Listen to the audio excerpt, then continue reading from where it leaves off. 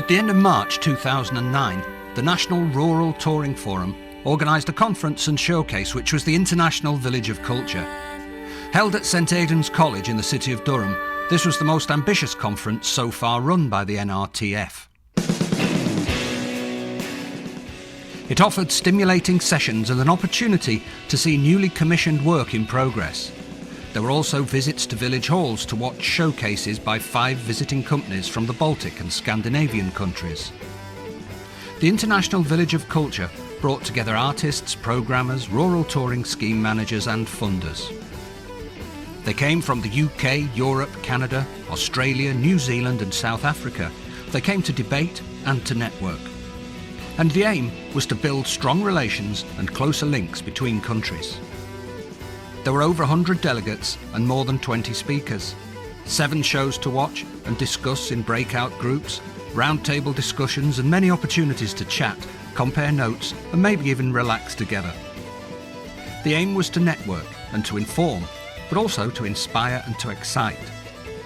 Expectations were high, so as the 5-day programme began to unfold, what did the delegates think of it so far? And you get to see a lot of work, good debates, good food, good people, so yeah, very good. And so I learn a lot here.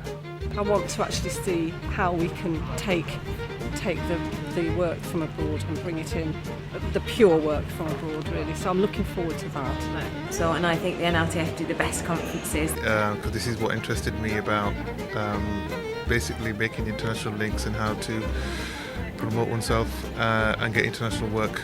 We're hearing it from the promoter's perspective, we're hearing it from the producer's perspectives, and in some senses also the funder's perspectives. And it really does inform my work in New Zealand to come to the UK, to these conferences, at least once every 5 or 6 years if possible, to pick up on what other people are doing, where the new directions are, and of course to see a range, and in this conference, of interesting European artists. So I'm beginning to feel at home because you meet lots of people and you're not just wandering around in a daze, not sure who to talk to. Absolutely fantastic, it's very inspirational and there's lots of very interesting speakers, and now I'm just trying to work out how I can apply that to what I do. The process of networking, which is always the key to a good conference, is something that's going to be drawn out today. I've met so many people and picked their brains and debated and discussed how they do things, how I do things, compared notes. It has been good, and we saw a lot of great performances yesterday. You know, I've understood so much about the touring difficulties and differences and the similarities, not only in the UK but in other countries as well. There were 2 commissioned pieces shown as work in progress and inviting feedback. The Grand Theatre of Lemmings presented The Descent of Man, a fast-moving comedy looking at the future of the human race. Dodgy Clutch gave us Chalizile's song, which explored the theme of hope. True to the theme of the conference, these works brought together artists from France, the north of England and South Africa. I never thought that for this you could get public money or money from a foundation or so. I never think about this. So I guess there's a lot to learn from them. When there's a chance to have a one-to-one chat. What kind of work do you tour and what can you bring in, and what are the rural issues and urban issues, and what is important for a rural audience? I've learnt not to be so cautious about the selections that I make for my venue. I think sometimes I've been a bit too eager to take the easy route. And I think that's something that the art world has to come to grips with, you know, the inside out and the outside in discussion. The inside out from the artist, this is what I want to do and you should bloody well come and see it. And the other way around, you know, what do you really want to see as a citizen, as an audience or as a promoter, and how can we fill that from the artistic side? I need to go and start travelling and find out how other folk do it. Showcases came from Estonia, Poland, Norway, Finland and Denmark. Rotoro, Dow Tennis, Fricka Dance, Axeli Clog and the Harold Haugard Trio took delegates out to typical village halls where they saw the shows and also had a chance to check them out with the local audiences. Quite often when you go to these conferences it's talk, you know, and you might not see very much work, But I think it's great to actually be able to go and see work and then have time to talk about it or hear the artists talk about it. Perhaps the individual artists won't think so, but what's more important is that it stimulates promoters' ideas of possibility, that it lifts them out of what they generally see and opens up their ideas about how you could promote something.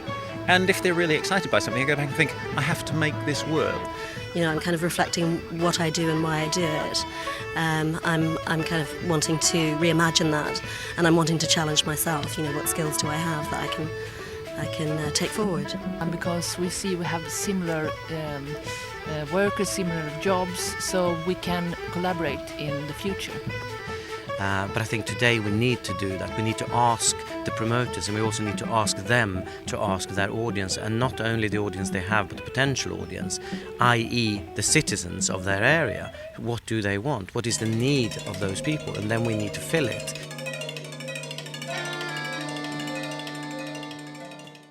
And that's a good thing for us as developments and organisation, but...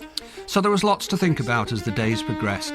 You don't get away from the first... The speakers covered topics such as the process of international collaborations and how rural touring can act on common issues like climate change, migration, religious conflict and economic upheaval. They looked at models from many countries exploring barriers and support networks, agencies and funding. They looked at hopes and fears, but also practicalities like visas, work permits and risk assessments. How do we make it work, and how do we make it sustainable?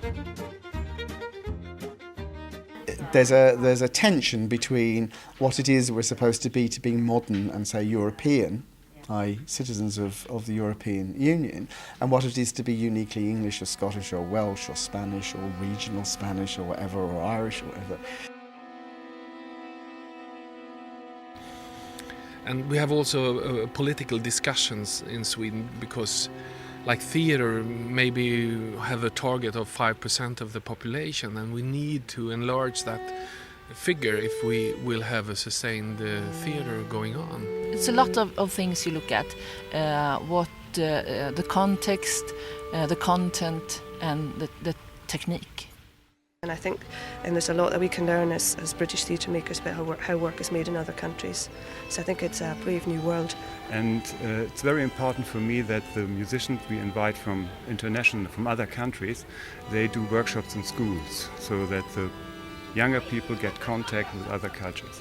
We do bring in a lot of, particularly African stuff if we can get it. The communities that receive them always sort of feel very privileged to have something of that quality and also a different culture and a different style coming into their village, and they always say things like, I can't believe they're here, and how did we get this, and isn't it fantastic? We need somebody or a group of people to go out for us and investigate what's on offer, because I personally haven't got the time to sort of travel the world to find something just for my venue. The scale of this event was made possible thanks to the support of the Arts Council England and NRTF's partner Culture 10.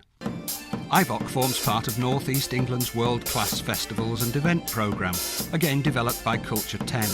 And the NRTF hopes that IVOC might be the start of a programme of international touring which will make it easier for communities of all sizes across the UK to host high-quality performances by exciting and innovative international artists. Why is it good to build bridges between communities across Europe? It's better than having wars. And my experience with international artists are that there are issues across the globe that transcend boundaries of countries. I think we will take away a network so we can continue working with international touring on rural area, because that's not common in Sweden. In the UK you have this kind of program touring in rural areas, and we don't have this in Germany. Maybe we, with our music council in Schleswig-Holstein, could do this. I think we need to do more to promote those artists who visit the UK and make use of those artists while they're here in the UK. But there is a lot of similarity between everything that we do throughout the world, no matter what we want to call it at home. It's the performances I've seen have just bowled me over. It's the kind of buzz that you get from seeing wonderful work, but it's different because you're working with your colleagues, you're talking with people who are in the same business. What's key is flexibility. New links. The networking. The networking is crucial. Always that networking, I think. That's the key to conferences.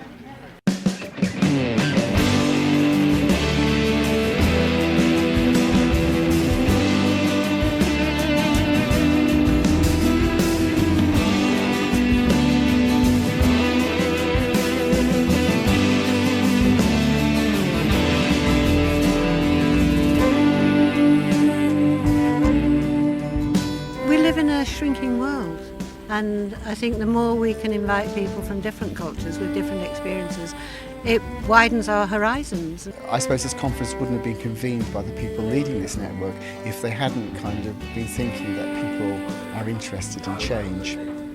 The trials and tribulations that we all face aren't that different, so it's been an enlightening experience for sure. Many happy memories of a great time. Thank you very much indeed. Thank you. Thank you.